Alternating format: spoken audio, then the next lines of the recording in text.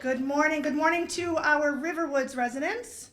Good morning to our chamber members. Good morning to our community members. Good morning to all of you who are here today and to those who will be watching this online at Exeter TV. I am Jennifer Wheeler, President of the Exeter Area Chamber of Commerce, and I want to welcome you to the 2023 State of the State with Governor Sununu. Before we get started, just a special thank you to our gracious hosts here at Riverwoods. Exeter TV, again, who will be showing this later at a later date, and we will do our best to let you know when. And Cambridge Trust, our underwriter for today's event. Just a couple of housekeeping items. Tracy's going to go over some more, but just wanted to give you a rundown of what to expect today. The governor is going to give his remarks, and then we are going to open it up for questions and answers. Thank you to all of you who have already submitted questions prior to the event. If you see, there are index cards on the table. If you have a question that comes up that you would like to ask, if you could please write that down and hold it up, and a member of the chamber or Riverwood staff will come around and pick that up. That would be great. Then if time allows, we will open the floor for additional questions. So we're looking forward to a great discussion. This is the first time that the Chamber has hosted the State of the State in person since 2019, virtual in 2020 and 2021. So we're so glad to see everybody in person, to see the governor in person for this. And of course, we're so grateful that he is sharing his time with us. So with that, I am going to introduce Tracy Jeffers, the Associate Executive Director at Riverwoods, who will go over some more housekeeping. And I think she has some car messages for folks. Good morning, thank you, Jen, and thank you all for being here. As Jen said, I'm Tracy Jeffers, the Associate Executive Director here at Riverwoods Exeter, and we are thrilled to host this event today. Riverwoods is a continuum care retirement community, and we have the privilege to serve over 600 active and engaged residents right here in Exeter. I wanted to thank the Chamber, our residents, and for all of you for being here. Introducing Rachel Ela, and she is the first Vice President, Associate Director, Senior Strategy Officer, Premier Client Group Manager at Cambridge Trust. So, thank you, Rachel. It's a little embarrassing when your title is much longer than your name. Good morning, everyone. It's a pleasure to be here and to be underwriting this wonderful event and to be partnered with both the Exeter Area Chamber as well as Riverwoods, which they've both been important parts of our community for so long. As a private bank, Cambridge Trust is focused on providing wealth, commercial lending, and deposit services for clients in our communities in southern New Hampshire as well as greater Boston. So myself and colleagues here at this front table are happy to talk with you and happy just to be a part of this conversation. So it's my pleasure to introduce Christopher T. Sununu, or as we refer to our governor in New Hampshire, Chris, who is the 82nd governor of New Hampshire and is currently serving his 4th term, and in 2020 received more votes than any candidate in state history. With Governor Sununu's leadership, New Hampshire is ranked number 1 for public safety by the U.S. News and World Report, number 1 for child well-being by the Annie E. Casey Foundation, and ranks among the top 3 states for healthcare system performance according to Commonwealth Fund.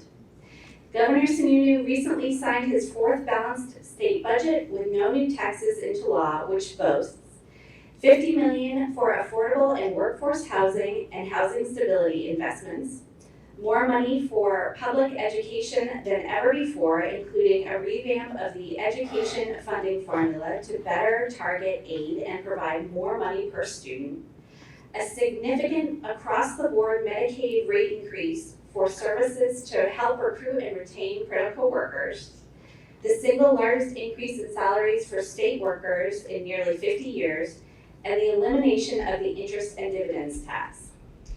Chris grew up in Salem, New Hampshire. He graduated from Massachusetts Institute of Technology with a degree in civil environmental engineering. As an environmental engineer, Chris worked for 10 years cleaning up hazardous waste sites across the country. In 1998, Chris completed a 5-month through hike of the Appalachian Trail from Maine to Georgia. Governor Sununu lives in Newfields with his wife Valerie and their 3 children. Ladies and gentlemen, Governor Sununu.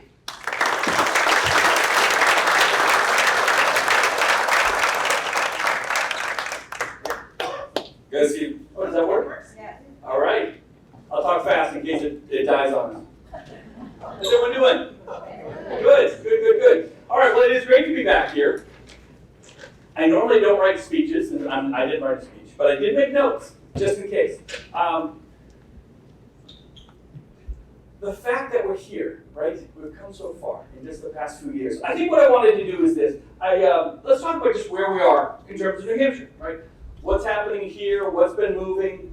Obviously, if you talk about the politics right now in New Hampshire, we have some really big political wins, believe it or not. You can get that, good bipartisanship, folks working together, and we have some examples that I think the rest of the country could really learn from. Across the country, a little different, right? A little bit different across the country, especially down in Washington. It's, I don't like to use the word gridlock.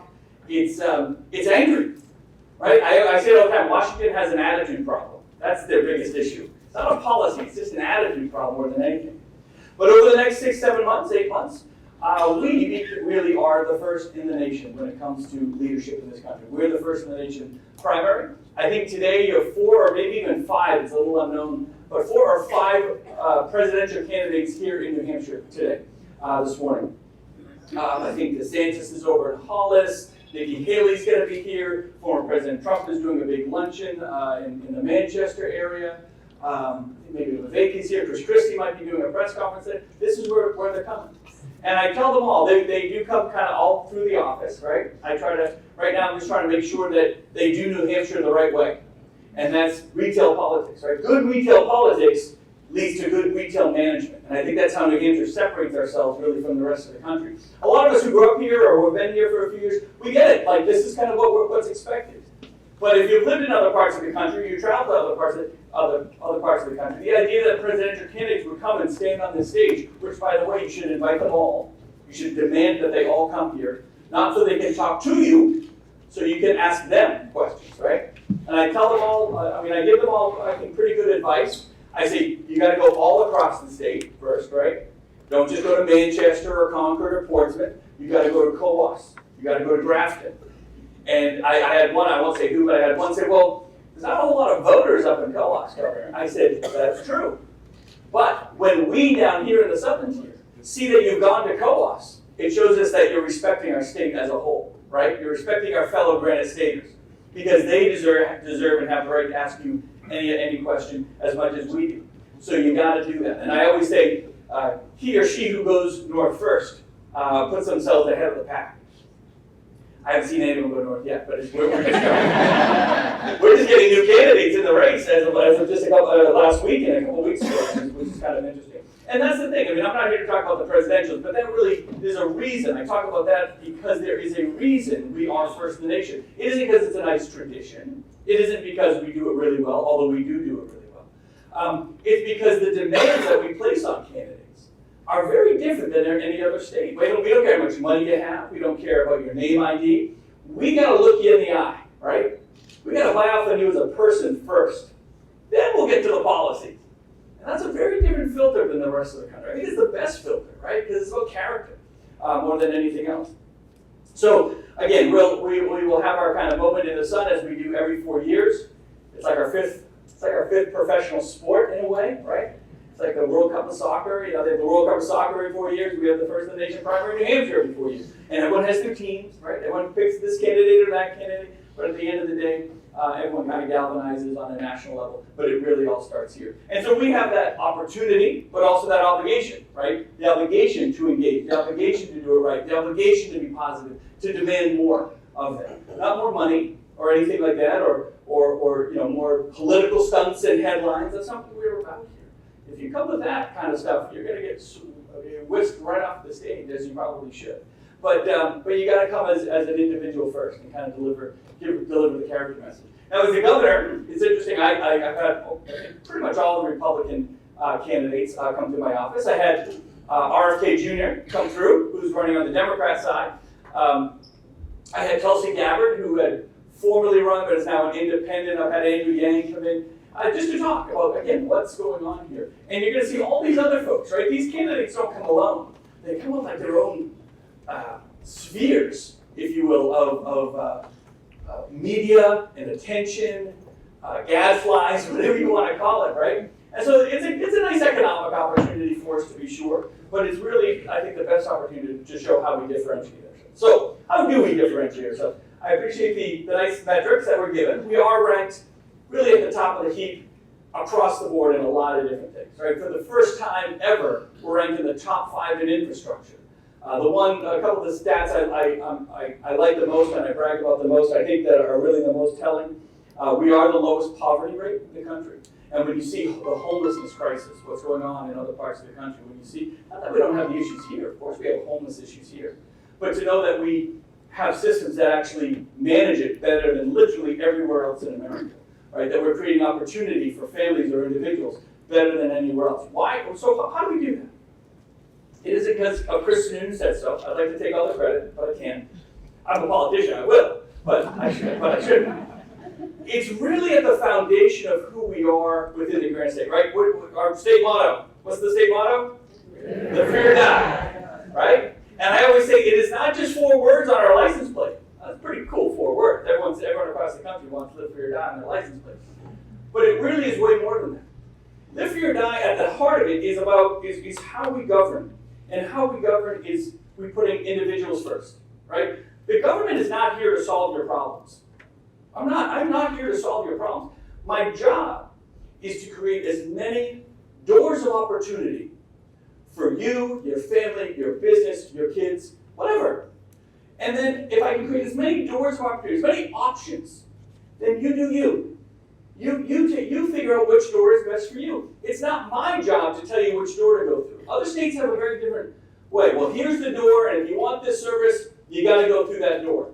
No, maybe that door's not right for you. Maybe that education system isn't right for your kids. Maybe that regulation doesn't work for your business. So let's find another path to make sure that you're being safe and whatnot, but you can still be prosperous with the products that are coming online, whatever it is. So my job is to continuously challenge ourselves at Concord to create more opportunity. But you have to let the individual have the final say, the final choice. That's the best. Or, when in doubt, if we're creating rules and regulations, of course we have to do some of the state level. Of course we do. But when in doubt, if we can, send it down to the locals. Send it to Exeter. Send it to Kingston. Send it to the Newfield School District. Let them decide. See, I might be the governor, but you're a lot smarter than I am. You know what your school needs more than I do. You know what potholes need to be filled more than I do. You know what maybe planning board or zoning regulations need to happen in your town more than I do. So let's let you, the voter, the taxpayer, we don't have many of those either, obviously, we have property tax, of course, but let those who are impacted the most by those decisions be the ones that have the most say in the process. And I think we can all say, asking Washington to fix anything, forget about it, right? They don't care what you say. They don't. I'm sorry, they just absolutely don't. Right? It's hard enough, I know that because it's hard enough to make sure the public interacts in Concord. And I think the legislature on the whole does a pretty good job. We have our public hearings, and I can tell you, we get letters, we get emails. People do read them, actually, in Concord. Because we're a small state, we're really connected to our voters. When you have 400 reps, 400 members in our House of Representatives, that's unlike anywhere else in the country. And they get paid $100 a year, which means they really want to do it. Right? Your members of the House of Representatives, your state senators, they're not in it for a career. They're in it because they really want to help their community. So Republican or Democrat, you know they're coming, for the most part, really from the right place. And so you know they're going to come with an open ear and a listening ear. And you can get in touch with them. And they'll come knock on your door during campaign season. And when they do, you should ask for their cell number. And if they don't give it to you, don't trust them. I give up my cell number, the House of Representatives give up their cell number. But it's that connectivity. Right, the connectivity to the decision makers, if you will, that I think give an empowerment to the citizen to get involved in the process. That's why we have some of the highest voter turnout in the country, because we empower individuals to have the most say over their own lives. Other states don't do that. It's vote for an elected official, trust us, we'll get back to you in 4 years when we need your vote again. We don't do that. First off, we have to get elected every 2 years here. You know, we're the only state, me and Governor Scott in Vermont, we're the only 2 governors in the country that have to get elected every 2 years. Every other governor has at least a 4-year term. And is that hard? Yeah. As we say in New Hampshire, that's wicked hard, right? It can be hard, but it's the right system.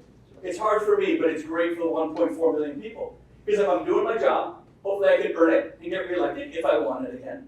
And if I'm not, you can fire me, which you should if I'm not doing my job. That's a good system. That's accountability, right?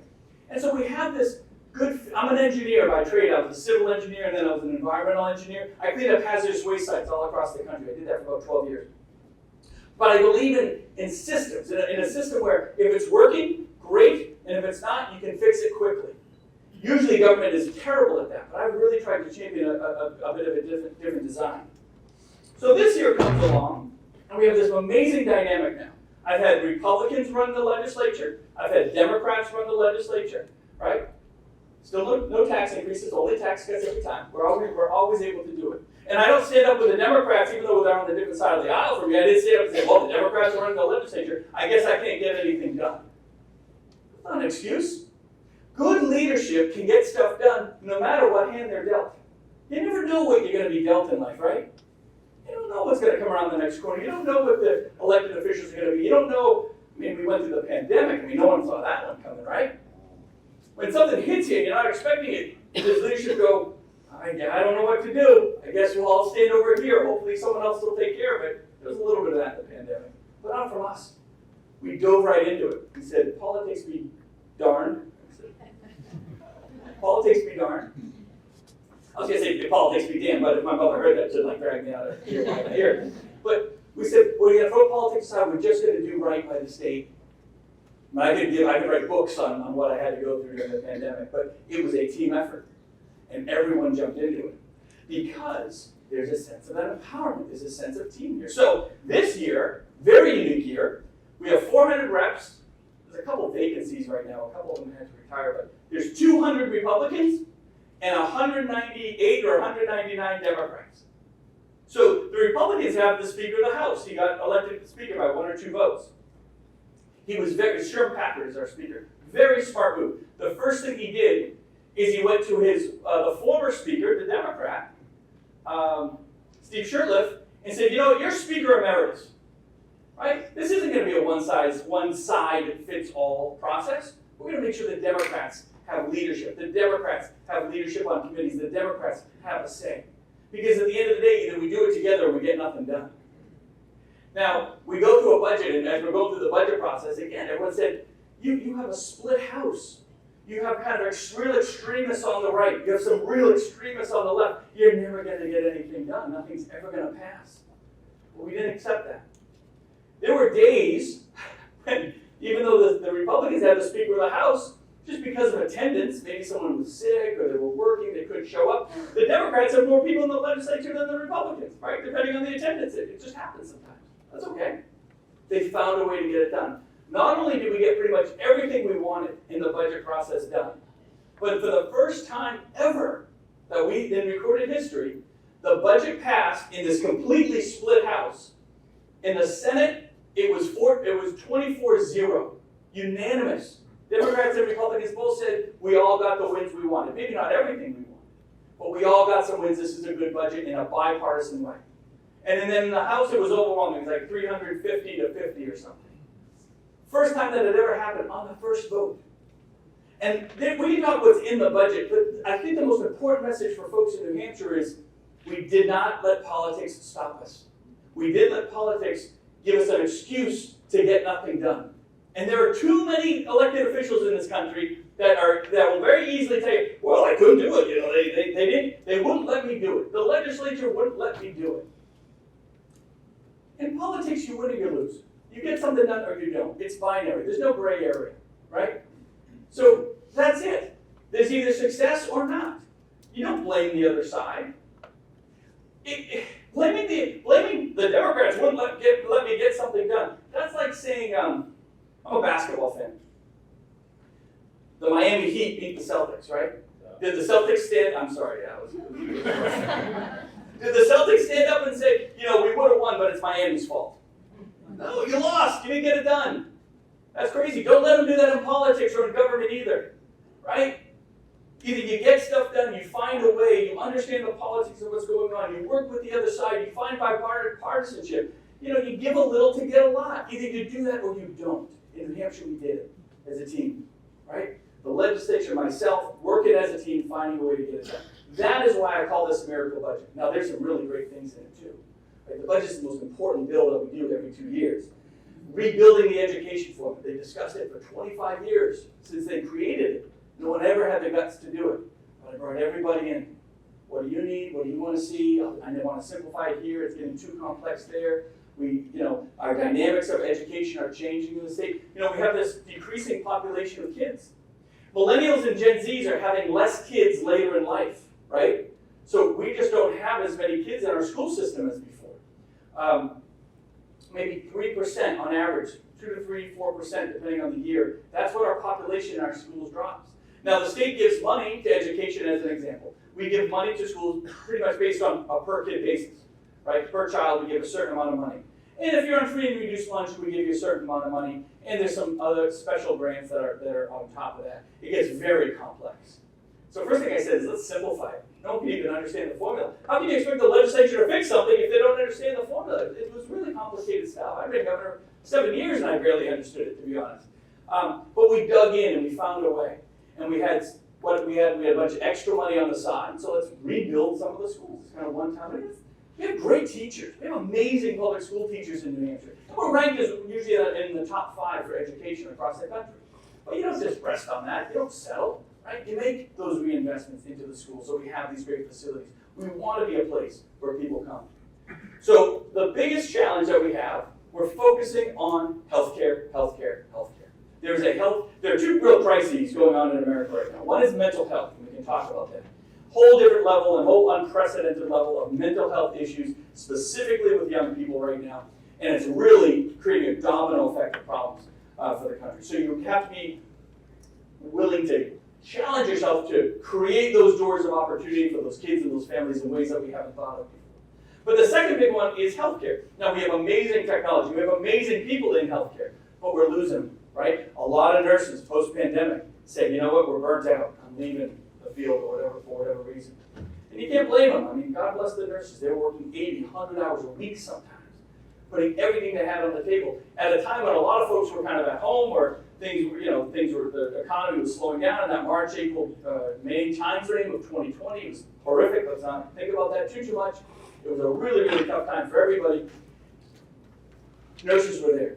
Doctors were there. Hospitals were open. Facilities were open. Everyone was giving everything they could in such an unknown time frame. And then when the vaccine came out, when we created the vaccine sites, and those actually went really, really well here in New Hampshire, but those opportunities. So they gave everything they had for a couple of years, and a lot of them are leaving. But we need them, right? So what do? First, I increased Medicaid rates in this budget.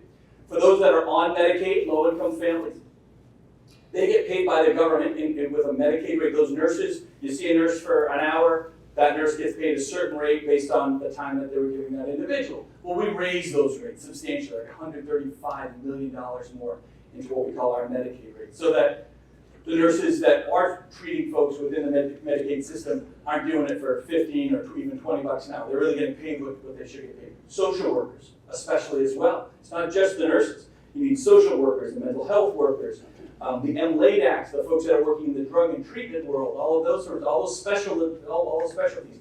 A lot of folks walked away across the country. This is happening. We want to be the place they want to be. So let's make the investment in it. Let's make the investment in the facilities. Another really big one was licensing. So let's say you're a nurse. I'm going to give you an exact example. Don't ask me why I was in Worcester, Mass, but I was in Worcester, Mass. Worcester's a nice town. They're dying to be in. They're dying to be in New Hampshire. Let's just say that. So I saw this young couple. I was at it's like a coffee shop or something, kind of like this cafe. And I was a young couple. They recognized me. They came up, and he was an electrician, and she was a nurse, and they wanted to move to New Hampshire. I said, great. young couple moving to New Hampshire, for the first time ever, a lot of young people are actually moving into the state, which is really exciting. And we were just talking about what they did. And they both had said, well, we have the same problem. He was an electrician. It was going to take him 6 to 9 months, even though he had his electrician's license in Massachusetts, to get his electrician's license in New Hampshire. So he said, I can't go 6 to 9 months without working, right? So if we move up there, I'm going to have to commute down here to keep all my clients down here, to go through this process to get up there. I thought, well, that's dumb. This guy's like a master electrician. So then the young lady who's a nurse said the same thing. She said, yeah. She said, I can probably start within 2 or 3 months, and then I work on a temporary license, but I don't get my full license until 9 to 12 months down the road. And there's a process, and I have to pay this really high fee, and holy cow. So even though these were a licensed nurse and a licensed electrician in Massachusetts, whose license, by the way, the tests they originally took were pretty much the same as ours. I mean, every state has substantially similar tests. We weren't going to let them work in New Hampshire. We were going to say no to inviting that no. What's my job? Let's create a door of opportunity. So one of the biggest things this budget does is for most licenses, we say as long as your license in that state is substantially the same as ours, those requirements are pretty much the same, you can work on day one. Let's break down that barrier. Let's create that door so we're making sure that they can come in. The other big issue I want to tackle here is housing. You'll hear a lot about housing. If you don't have a place to live, you're not going to move here. If you're not going to move here, the business can't hire you. Well, all the businesses want to be here because we're such a low tax state. No sales tax, no income tax. We just got rid of the interest and dividends tax. We've cut business taxes. We're becoming really business friendly. So all these businesses are moving in. Manufacturers all over New England. We're the only state growing in population in New England. Isn't that amazing? Right? And we're the fastest growing on the business side. But so they move in. They say, great, I'm going to hire 150 new workers. Where are they? Right? Here's a great but horrible statistic. Lowest unemployment rate in the country. Normally everyone's like, hey, lowest unemployment rate, strong. That's wonderful. Ours is 1.9%. That's like negative unemployment, really. The average person on unemployment right now is basically on for a couple weeks as they go from one job to the next because there's so many jobs and they're high-paying jobs. But we need the housing. If we don't have the housing, we can't bring folks in. So we're making, for the first time ever, I created a $100 million program a couple years ago. We're doing it again this year. We're really making an investment on the multi-family housing. These are young families, right? They don't want the $1 million. I mean, we have a lot of those $1 million homes. That's all nice, I guess. And that helps pay property tax, whatever. But we need the young workers. We need the team. We need that workforce. So we need to build not the old Section 8 housing of the 70s, like modern, apartments and workforce housing and the small townhouses, the starter homes, whatever you want to call it, so the young families can come in here and be part of our success. So those are there's $15 billion of things we did in the budget. I won't go through all of it. I'll be here all day. I'd love to get your questions. But those are the types of barriers, those are the types of that we have and the opportunities we're trying to create. I'm not saying if you want to come here, you have to come to this path and live in this type of home with this type of government program. No. I'm saying if you want to come here, tell me why you're even hesitant. And when you tell me why you're hesitant, all right, now we'll go create an opportunity to knock down that barrier. I love hearing good things. Good things are nice to hear. But if I don't know what's broken, I can't fix it. And I'm an engineer. I like tinkering. The last thing I'll talk about, just overall with all these systems. Policy is easy, by the way. If you elect an elected official because you like their policies, you're missing out.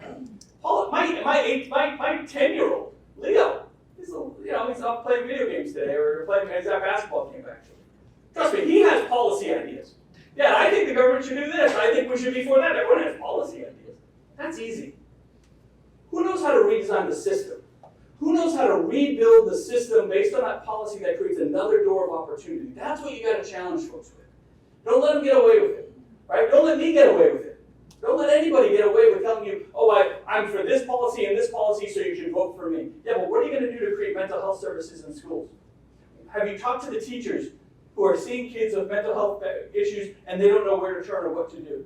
Have you talked to the businesses that can't find housing for the employees they're trying to bring in? Have you talked to who are you talking to rebuild the system? And do you know how to rebuild and redesign the system?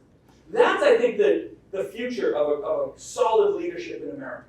Whether it's a presidential level or a senator or a governor or the planning board.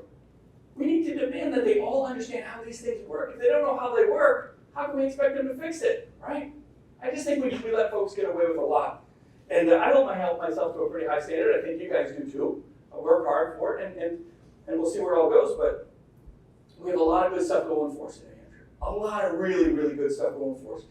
You know, the last ranking that I like to brag about, this is the one as an engineer. We're now ranked the most efficient government in the country, right? The best programs for the least amount of dollars that we have to put in. As an engineer, efficiency is my word. I love that.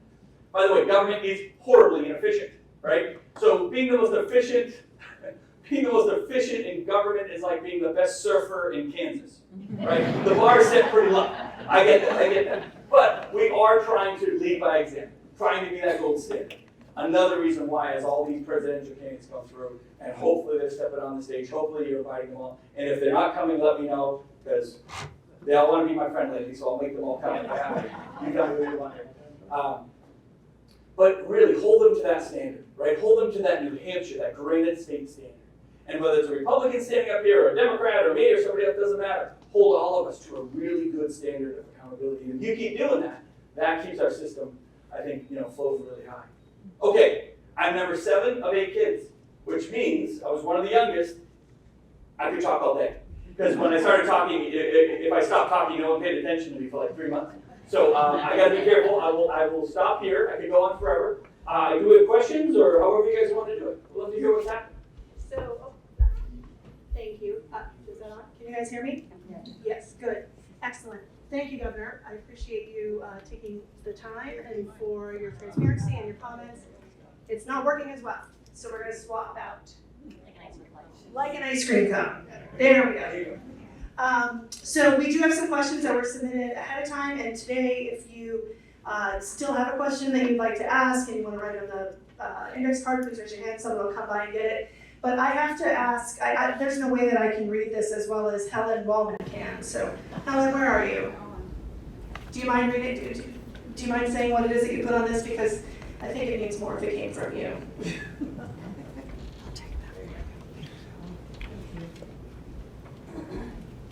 This isn't really a question, but a statement. I first met you at the home of the Caplins in Stellar, New Hampshire. A long time ago. Do you remember them? I was about this big. Yes. And I was invited to luncheon, a ladies' luncheon at the Caplins. And this lady, one lady, walked in with a little baby. And that little baby was you.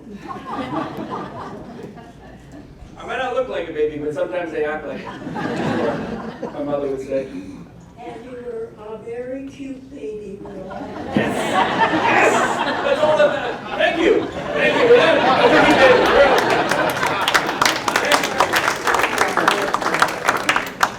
Tracy, you have one? I do. Okay.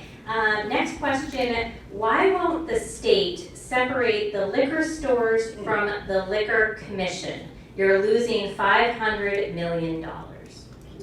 Well, interesting. So the liquor stores are run by the liquor commission. We need somebody to run our liquor stores, right? So maybe is the question, like, why don't we privatize maybe? So we're one of the few states that run our liquor stores. I'm a principled free market conservative. I don't think the government should be running a business. But get ready for political hypocrisy. Here it comes. We're really good at running our liquor stores. So I didn't do it. We've been doing it since like the 50s or whatever it is. We're actually very good at it. The stores run well. We're ranked as it's weird to be bragging about this, but as far as liquor retailers go, we're top 5 in the country, right, in terms of customer service. And look, go to one of the corner Cappy's liquor stores in Massachusetts, then walk in ours, and trust me, we're winning every day of the week, and we're cheaper, and we have better products and all that. So maybe the question is, could we sell it all and privatize it? We could probably sell it for a couple billion, yeah, but that would be one-time money. The liquor stores provide a lot of revenue into the state. Even though you can buy it so cheap here, we don't tax it, right? So we just take that little small profit margin and that goes into our general fund. If we didn't do it well, I would say, yeah, maybe we need to change something. But the commission itself is what oversees the marketing and the retail sales and what products we're going to buy and all that sort of thing. It's funny, I get emails all the time. Hey, Gov, I tried a tequila in Minnesota that I can't find on the shelf here. Could you get that? Well, okay. So, you know, we're always open to good ideas and whatnot. But I'll tell you, this is a story. You ever hear of Mondavi wines? Right? Everyone's Mondavi, big, you know, one of the biggest wines. So I was in California and I was invited to Michael and Robert Mondavi's home for this big event. And I walked in and there's Michael Mondavi who runs the whole thing and he goes, "You're Governor Sununu." I said, "Oh, yeah, hi, how do you know that?" He goes, "Boy, Joe and Nicole and Jim over at your liquor commission are the best." I went, "How does this guy know? How does he know?" But we're nationally known. We really are. So I don't want to say we hold on to it as a point of pride. We do it fairly well, and we're considered one of the best. So yeah, we'll still do it. I wouldn't have done it if it was an idea that came up today, per se, but you know, we have it and we do it well. Great, thank you. Deanna, I'm going to turn it over to you. Before you ask your question, introduce yourself so everyone knows who you are. All right. Hi, everyone. Good morning. My name is Deanna Graham. I am the Director of Community Engagement here at Riverwoods, Exeter, and I'm honored to be here with you this morning. Can you hear me okay? Yes. I'm going to say that real quick. My name is Deanna Graham. I am the Director of Community Engagement here at Riverwoods, Exeter. It's an honor to be with you this morning. Governor, next question. Given your background in hazardous waste remediation, what's your position on the proposed landfill expansion by Casella in Dalton? Yeah. Oh, interesting. So we are we have landfills, right? So as an environmental engineer, I used to work on these things. You've got to make sure if you're dealing with landfills, wastewater treatment plants, wherever your waste is going, we have technology that can do it right, but it's not always implemented. So one of our bigger landfills is way up north. We don't really have many in the southern tier here. Massachusetts has effectively banned any landfills in their state, which I think is, from an environmental responsibility standpoint, I hate that. Banning landfills in your state? What, you're going to make the trash and give it to somebody else to handle? No, we're not doing that. So my responsibility is to make sure whether we're doing wastewater out of the Exeter wastewater treatment plant or the Casella landfill up in Dalton, if we need to expand, absolutely we need to expand it. We do it safely. We have the liners, we have the, you know, all the wells and the testing and the mitigation that are in place to make sure if anything leaks, if there's any hazardous waste, if there's any contamination that might leak into the river or whatever it might be, we're doing it responsibly. But a lot of folks want to, the reason the question's coming up is a lot of folks want to say no more landfills, no more expansion of landfills. So when they get filled, what happens? We're going to send our trash to New York. That's literally what would happen. That is not environmentally responsible. Because, by the way, we're going to do it better than New York does. And I don't trust anything coming out of New York, by the way. I don't want to tell you that. We're much better at pretty much everything than New York does. So, yeah, there's just a responsibility of doing it right. So there were some bills passed that would have, basically killed any landfill expansion here. You can't do that. The responsibility is to do it right, do it better than everybody else. Until we get to the day when we're not making any trash or waste, I mean, we hope we're all recycling. Recycling is really good and all that. But let's understand that, we have the responsibility to take care of our own waste, and I think we have the ability to manage it pretty darn well. Yeah. Great, thank you. Hold on. Can you hear me now? Yeah. Awesome, great, thank you. And I'm from New York, by the way, Governor. You were. I was, that's right. There's a lot of folks here. Yes. You came to your senses. That's right. You visited. That's right. You never go back. I love it. I've been here longer than there. The next question, in your opinion, is New Hampshire a blue, red, or purple state? Mauve? I don't even know what mauve is. Is it like a reddish purple or something? Yeah. Look, this is the amazing part. Our entire federal delegation, our 2 senators, our 2 congresspeople, they are full Democrat. Our House of Representatives, our Senate, is run by Republicans. The governor is Republican. The Executive Council leads Republican. But we're all pretty much elected on the same ballot. That's as purple as it comes. Because it's about the candidate, not the party. And I think that's something to be cherished. If we got way too blue, that would be a problem. I would tell you, I think if we got way, way too red, it would be a problem, right? Because then the extremes on both sides have the microphones and a little more say and a little more control, and we should never be catering ourselves to either side of the extremes. Doesn't mean you have to be a centrist. You should be I'm a passionate conservative. I'm a big free market conservative. But of course, I understand only about a third of my state is Republican. Only about a third of the state is Democrat. About 40% is independent. So we always have to remember when we're in Concord, I'm still in the minority politically, right? No matter who you are, Democrats are, Republicans are. Because most of the state isn't with my party. So let's make sure we're doing it for the state and the citizens. So yeah, I think we're pretty purple, and I think it's an awesome place to be. Yeah. Tracy. Hi, Governor. Next question. What are you doing to protect abortion rights in New Hampshire? Specifically, will you act to protect access to medical abortions in New Hampshire? Yeah, so obviously abortion is the big national issue. Let's talk the politics of it first. Well, I don't know if we should, but who cares? We won't. When it comes to the issue of pro-life or pro-choice and all that, nationally, it's a political mess. It really is. Here in the state, let's go back to the Dobbs decision, right? This all really hinges on that Dobbs decision that said, okay, Roe v. Wade is now out the window. Roe v. Wade was the law of the land. I had no problem with Roe v. Wade. I think it should have stayed precedent myself. But, okay, they decided to do that, and Dobbs basically says, the states cannot, if you want, the states can decide what they want to do. Okay. So the day before Dobbs happened, and the day after Dobbs, nothing changed in New Hampshire. Nothing changed.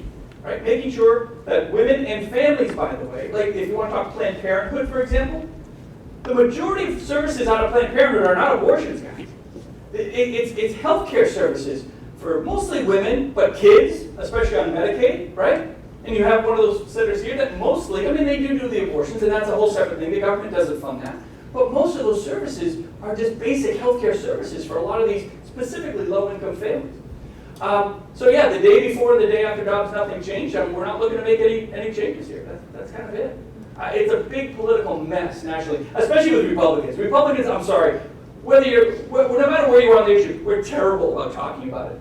Like, you can have a good product, you can believe passionately for something, but I'm telling you, every time Republicans start talking about the abortion issue, they wrap themselves around the axle because they're trying to talk to the base, but they don't want to scare away the independents and the Democrats and blah, blah, blah. Look, I just think I've told them, just tell them what you think and move on. But here in New Hampshire, I'll tell you, just in terms of what we're actually doing, we're doing it right. We're doing it right. No one's been denied services or anything like that. So we're in good shape. Thank you. All right, so two parts. First, no question. Just want the governor to know that a lot of folks would like him to remain New Hampshire's governor until 2028 and then take a run at the presidency. Oh boy, you'll have to talk to my wife. Second part to that is, who do you think will rise up from the GOP to run for president? Well, they're all running. I think the candidates that are in are in. I'll say this. There's a few candidates that maybe you haven't heard of that are just getting in that I think are quite interesting. I think Doug Burgum, if you haven't heard of Doug, he's the governor of North Dakota. He's doing a lot of ads now. He's actually spending some money doing some ads. He's a governor. I'm very partial to governors. And not just because I'm a governor, because governors versus senators or congressmen are very different skill sets. As a governor, buck stops here. I'm the CEO. I take it's nice when I get credit, but you got to take the responsibility. You got to be very clear in what you're doing. You got to be transparent. You got to have that leadership, executive function, if you know what like running a business in a way. Senators and congressmen are kind of just in that policy world, and that's fine. There's a role for that. But the challenge that you always have is when you have senators and congressmen, very few of them have had to make real tough, top of the heap type decisions. And those skills are not always there. Tim Scott is running. I think Tim Scott is an amazing guy, and you should listen to his story. And I'm not saying he shouldn't be president. I think he'd be a very good president, by the way. But he's an example of a senator that has never really had to do the executive function. So he needs to be tested there a little bit, So I'm obviously very partial to Republicans. We know the typical actors, the former president, DeSantis, and Chris Christie is, I think he's actually been here. Chris is all over the state. Nikki Haley, folks know those names. Mayor Suarez. Who's Mayor Suarez? The mayor of Miami. Really interesting character. Really nice guy. I believe he's Cuban American. Has an amazing story behind him. And he's a mayor. He has to make executive function. He has to make those kind of top of the heap type decisions for his city.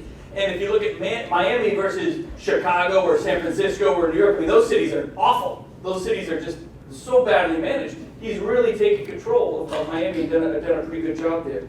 Who else am I forgetting? You know, Vivek, have you guys seen Vivek Ramaswamy? He's an interesting character.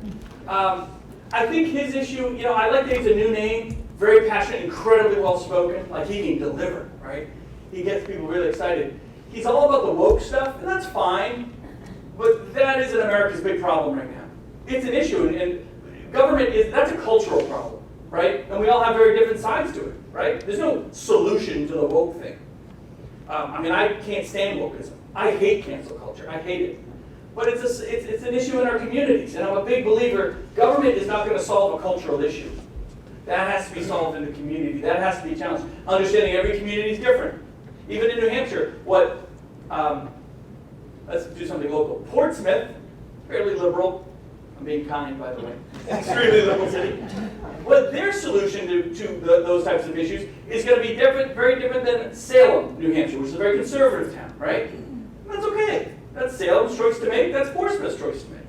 I don't think a president is going to solve the woke thing, so to say. I think if anything, they're just going to put more gasoline on the fire. But look, I think they're all interesting candidates for the most part. There's obviously one that I'm not too, you know, when it comes to the former president, I'll just jump on it. Thank you for your service for moving on, right? Obviously, I just disagree with him on a lot. Even if you're a Republican that thinks he did a great job, but I think he did some really good things. I do. I work with him very closely. This is America. What is America really founded on? Innovation, the next big idea, coming up with something new and different, being a new voice, being somebody that comes out of nowhere and can be something, you know, great for their community or their country, or invent the new thing, or whatever it is.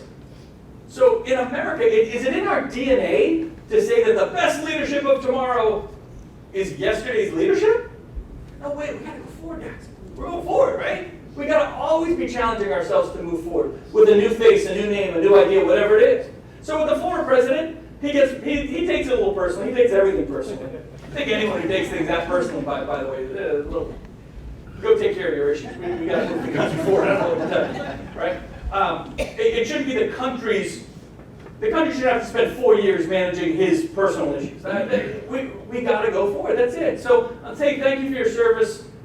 I think we're all tired of the drama, right? We got our own drama to deal with in our own families and our own communities. We don't need your drama piled onto it. And there's just great opportunity with a dozen new candidates to kind of have new ideas. I think the same thing for Biden. Thank you for the service. Obviously, he's not on his A game. He's not. I think he's a very nice person. But Joe ain't on his A game lately. And so the Democrats have an opportunity to bring a new candidate forward, bring a new face, bring whether it's the next generation, whatever you want to call it, new idea. That's in our DNA as Americans, and that's my hope in terms of what we get to through this process. Thank you. As you know, Exeter is home to the Seacoast School of Technology, and this question relates to that. How do you see the role of career and technical education expanding to improve our workforce in New Hampshire? Yeah, so it's not just Seacoast School of Technology is great, you have it here. We have about 16 what we call career and tech schools around the state. We're investing a ton of money, and have been for probably the last 10 years, a ton of money into those schools. So let's back up. What's the problem? My generation screwed it up. Well, maybe the generation before me a little bit too. We kind of stigmatized those jobs, right? We kind of said, well, those jobs are for the others. Oh my God, was that a mistake? I don't know what the heck we were thinking. Because if you go to Seacoast School of Technology, it's not like shop class, pulling the drill press, learning how to weld some metal together. These guys are doing micro welding. They're doing nursing classes. They're doing childcare. They're doing computer coding. They're doing all these amazing things. They're not training kids for a job. They're training them for a career. If you leave at 18 years, my job is to make sure every kid at 18 years old has a whole host of doors of opportunity. We have a program now where at no cost to the family, every kid can have a certificate to be an apprentice today. We actually have a program where you can get your associate's degree for free. I'm not a big believer in free college, but we found a way to move the public money if kids want to expand and get a kind of dual high school and associate's degree at the same time. Costs you nothing, right? They just kind of move the public money for a few of those students who want to do it. So at 18 years old, I want every kid to be able to decide what they want to do. There was a kid, well, I don't need to change his name, I'll just call him Jeff, because his name's Jeff. I met him before the pandemic, probably around 2019, something like that. No, 2018 is when we first met. He was in Rochester High School. And he was about to, he had dropped out actually. And I knew his mom, and I was talking to a few people, we convinced him to kind of get back to school and all this. He was going through some tough stuff. So we went back to school, and we got to make sure he got into some of these classes over there. And he started just doing one thing. I forget, it was like computers. He was coding manufacturing machines. He just loved doing that. He hated math and English and spelling and science. He hated all that, but he loved that one class. And it kept him really interested in going to school. So at 18 years old, TurboCam, a company in Lee, has a job posting. He gets hired. Within 12 months, so now he's 19 years old. This was just before the pandemic. I saw him again. Kid was making $53,000 a year, had no debt, didn't go to college and assumed $200,000 worth of debt. And he had this it was a Dodge Charger, or maybe a Camaro, I don't know what it was. He pulled up in this red hot Dodge Charger, and he convinced his girlfriend to do the same thing, and now they both worked at TurboCam, right? So now the kid I saw him again just after the pandemic. We kept everything open here for the most part. So now him and his girlfriend are now married, living together. They're making a combined $120,000. They have no debt, and they're 2 years out of high school because of those technical classes. You know what I did? When I go to high schools, we did a couple things. I made them come with me and tell their story, right? Because there is so much opportunity with the skills. It's not my job to tell you what skills you should have, but it's my job to make sure you can get those skills. So the state legislature completely agrees. Every year we do one or two. We put 10, 15 million into another career and tech school around the state. My biggest thing, if I can jump on that just a little bit more, I just did a $4 million initiative for computer science. Coding. Computers, right? Not for high school students, down to the first grade. A computer code is just a language.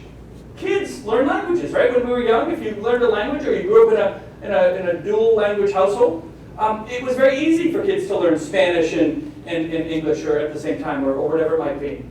So kids can actually learn computer coding and languages better than anybody. So we're making the investment there so that when they get to 18, if they want to just go computer code, which by the way starts at like $120,000 a year, they can do it. And that's the workforce of tomorrow.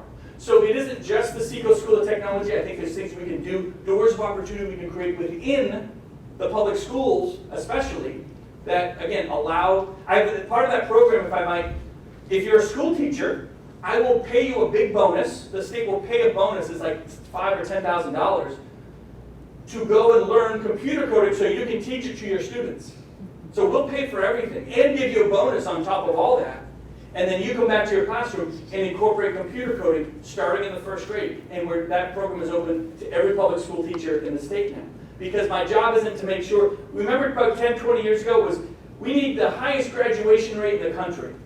That's fine, but that's actually not the metric. I need the most skilled workforce when they graduate in the country. So let's start them early, give them the skills, give them the opportunity, get them excited about something that they might like to do. And look, young kids, they love coding. They code in Minecraft, they code in Roblox, they code for games. It's a whole different world. It's a lot easier to do now. So let's let them and give them that opportunity in the classroom, have some fun with it, the artistic aspects of it, but knowing that it's also a real world skill that they can build on down the road.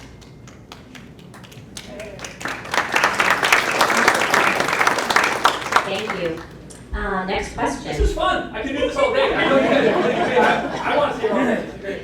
What is the status of your choosing our insurance commissioner? Oh yeah, we have a new. I'll take resumes. I need a new insurance commissioner. So the status is. Send in Floyd. There we go. So yeah, we need a new insurance commissioner. Our insurance commissioner has been great. He's moving on to the private sector. We're starting interviews soon. So if you have a resume or know someone that wants to be the insurance commissioner, let me know. The hardest part in government right now, insurance commissioner or someone to run public health or health and human services. There's so much money and opportunity in the private sector. It's hard to get someone to say, hey, be the insurance commissioner. It pays like $120,000. That's a lot of money in my world. But in some of those worlds, it's hard to get the best that want to kind of take a lot of times it's a financial haircut for them, to run the whole state and a lot of, obligation and responsibility. But we're still a place that people want to be, and I think we've created a pretty good culture and atmosphere with state government. And so if you have a resume, let me know. Wonderful. How long will low-cost housing take to be implemented in New Hampshire when rental cost is too high now? Yeah, so I put out $100 million for low-cost rental housing, and basically that money got matched about 45 projects across the state. My job, what I wanted to do is I used some of the federal money we got to pay for the inflationary costs, right? That's the problem with housing right now. Someone has a project, I'm going to spend $5 million to build 40 units, whatever it is. They go to put a shovel in the ground, the cost is now $8 million. I can't do the project. That's where I'm stepping in. The federal government created the inflation problem, so I'm going to use the federal government's money to fix it by basically putting the last dollars in to offset those inflation costs. Those grants started going out last September and October. There are 40 projects right now, shovels in the ground. I think the first ones that we invested in directly. I mean, there's projects, low-income projects happening all over the place, but we're kind of tripling it a little bit over the next year. We should have another 3,000 units open over the next 18 months. I think the first ones will open this summer, some this fall. We just got another $50 million to do it again. So the whole program will keep kind of rolling for the next couple of years. But from the initial investment, I think the first doors open this summer. Yeah. So we're getting there. And sorry, here's the other key to that. It's not just Manchester. It's not just Concord. We really encourage a lot of the small towns, the Exeters, the Kingstons. Even if it's just 4 units, we don't need a giant apartment building, but even in Kingston, they put 4 units here, or 10 units there, or whatever it is. Because those businesses need the employees as much as anybody. So we're trying to really encourage the small towns to share in not the burden, but the obligation, the responsibility of providing that type of housing. Young families right now, they don't want the big house. We talked about that. They want to live in more communal spaces. They want to live in small towns. They want that quality of life. They want to go mountain biking and hiking and fishing and all that after work at 5 o'clock. That's just the way this new generation thinks, and we have that opportunity. So it's not just the Manchesters, it's really everybody else kind of taking that responsibility of building a lot of this low-income housing. Thank you. I'm going to ask the question while I do. If anyone else has another question on a card, you want to raise your hand, someone can come by and grab it. This one is around assault weapons. What is your stand on banning those? Yeah, so, boy, that's become the hot topic. Look, in New Hampshire, I think we're very responsible when it comes to firearms. I don't think we need any major changes in laws and firearms. And usually if you talk about banning things, that's something that it's really going to be done on the national level or not, right? That's kind of where I am on it. I'm not looking to ban anything. We're ranked, I think, the safest state in terms of firearms. That could all fall apart tomorrow. I am not immune. We could have a mass shooting, you could have a school shooting, you could have who knows what. I live as governor knowing that any moment my phone could ring. And there's no law. I mean, you look at the states in the country with the tightest gun laws, some of them have the highest rates of gun violence. So it isn't if we just pass a law, it'll all be okay. Let's not fool ourselves with that. The vast majority of the issues spawning around firearms right now are really around mental health. They are. It's undiagnosed, untreated, unmitigated mental health issues, specifically around young people in schools. So when someone is in crisis, when someone is alone, unfortunately there's a lot of repercussions to that. Maybe they turn to drugs, maybe they self-medicate, maybe they act out violently, who knows what it is. But it's all a problem for the family, the community, the school, and all that. So my focus, not to make guns a mental health issue, but let's get to the core of why this issue is spurring up, why we have all these horrible mass shootings, right? The mass shootings started getting crazy in America about 15 years ago. And I'm not blaming mass shooting and social media for mass shootings, but believe me, the disconnection, especially that young people are experiencing with their screen time, with social media, with the bullying, all of that, the cyberbullying that happens, they feel alone, they feel isolated. There's less connection here. I'm Gen X, right? I grew up where everything was go outside and play, and you connected with your friends. There wasn't the technology that pulled us away in our most formative years. That is a reality now, when you can't remove it. You don't necessarily want to remove it. but we have to create the tools to be more responsible with it. Because I'm a very strong believer that that's driving a lot of the mental health issues. I did an executive order the other day. My mom used to say, Christopher, go play, right? If I was watching TV, you know, I got to watch a couple cartoons on Saturday morning, then my mom basically kicked me out of the house. Go play. And that was great. We went out and we played, we figured it out. We don't see that as much anymore, right? Participation in sports is way down. Participation in just kids have a hard time managing themselves with their peers in unstructured outdoor activities. Go play, just go figure it out. Go play kick the can, I don't care, just go out. So I just did an executive order about a week ago called Go Play New Hampshire. I named it after my mom, that's what she said. But it's all the tools and resources, so parents, here's the things you can do outside with your kids. Here's the things your kids can go outside and do by themselves. Here's how to manage your kids' screen time better. Here's the tools to make sure you're managing what is on those screens for your kids. So we're just trying to give the tools and the opportunity for families to better manage, because it all ties into mental health. I know I walked away from the guns there a little bit, but at the end of the day, do not fool yourself if we just pass another law that bans guns. And by the way, this isn't a Republican-Democrat issue. Right? I was asked on national TV, and they said, Governor, I was on The View. That was fun, by the way. That was scary. Everyone said, you're a Republican going on The View, they're going to eat you alive. And I said, well, it'll be a good story. We'll see what happens. Whoopi was very nice to me, by the way. But the big issue here was guns. That was the hot topic they were pounding on why don't you ban guns? And I said, look, two things. If the Democrats, don't blame Republicans for that. Last time I checked, Joe Biden, as a Democrat, had a Democrat-run Senate and a Democrat-run Congress. For 2 years he had that. Did the Democrats ban assault weapons? No, they could have done it across the country like that. They didn't do it, right? Because even they, as much as they want to make a political issue out of it, knew that that wasn't going to, quote, solve the problem, right? Don't let politicians say, well, I passed a law, I did this, so we're all good, right? It's about the system, not the policy. What access do we have in the system? How are we helping kids in the system? How are we helping those individuals not get to that point in the first place? Because that has a repercussion of positivity. It reduces. Because it's not just a mass shooting. It's kids resorting to violence or entering gangs or whatever else it might be. It doesn't have to be a mass shooting. But when we fail those kids at a mental health level early on and we don't provide connectivity and structure for them, and they build those good habits, it has a massive domino effect in a lot of really negative ways. So it's not that I'm ignoring the gun issue. I'm really trying to focus on what I think is the bigger crisis here, right? Making sure these kids have that opportunity.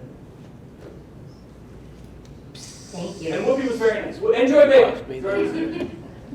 Next question. How will owners of electric vehicles contribute to the care of highways? Interesting. Oh, I see, yeah. I had to think about the question. So the question is, how will electric vehicles contribute to the care of highways? What they're saying is, most of our highways are repaved with money we raise through a gas tax.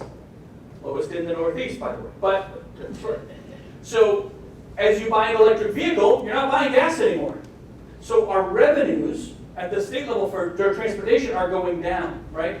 So I believe this budget put a small fee in for electric vehicles. Basically, when you register your car, it's an extra $50 or something like that. It's not a lot. Just so that contributes something back. It doesn't raise a whole lot of money, but it is a concern. And nationally, as we go down this road, like the pun, and we get off the fossil fuels. Okay, that's a nice. We're doing that.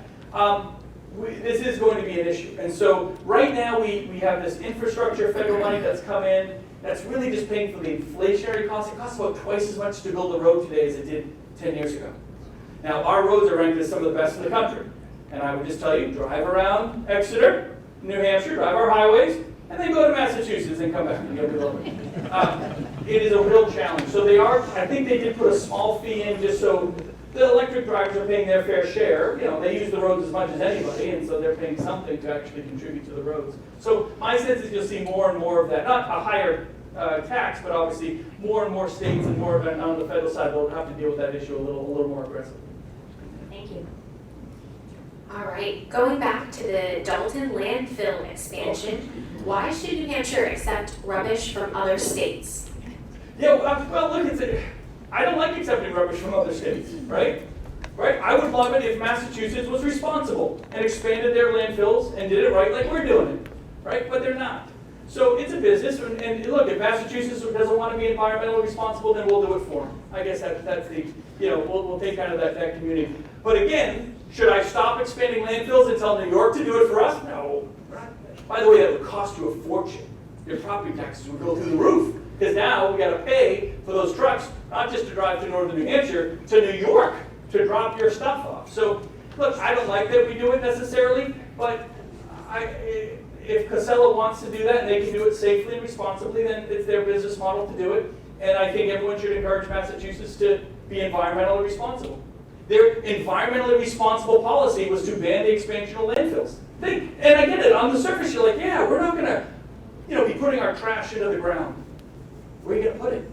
They never thought past that. They didn't want to because they let the politicians take a political win on that issue. That's not a political win. It's irresponsible. So, yeah, I'll work with Maura Healy, see if we can get that changed. I doubt it though.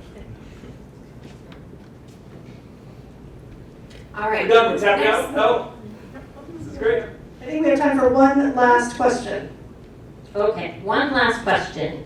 Could you explain the difference between the concept of equality of opportunity and the concept of equity? Do you view your equity something that should be applied? Can't do this. I know what the question is. You got it? Yeah. This is a great question. This is a question that was asked to Bernie Sanders, Mr. Equity for Everyone, right? He wants equity for everyone, and I'll explain what the difference is. They asked him on the Bill Maher show, well, what's the difference between equity and equality? He looked at the camera, he had no idea. And it was clear he had some talking point he never understood. Let me tell you the difference.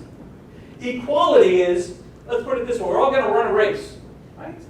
It's life. We're all going to, equality is, you all line up at the starting line, and you say go. Everyone has the same opportunity. You're all at the same place. You have the same opportunity. I say go, go. We'll see who wins the race. We'll see who's first to see what you can make of yourself and all that. That's equality. And that's a very important thing. Equal opportunity. Are we all born with the same opportunity? No. Equality is making sure there's an equal opportunity for everyone. For low-income families, inner-city kids, rural kids, kids in Exeter, kids in Pittsburgh, New Hampshire, whatever it is. My job is to make sure that we have a sense of equality of opportunity. Equity is different. You know what equity says? You all run the race, but as you get near the end, everyone needs to slow down to the slowest runner so you can all cross the finish line at the same time. No. That's the problem with equity, right? It sounds nice, but it reduces everybody to the lowest common denominator so we can all have the same result. That is not American. It is actually downright un-American, if you think about it. It goes everything against what we are in terms of being the best you can be, striving to your highest potential, and not being punished for it. Equity punishes success. So we can all be at this level because that's just. It's not just.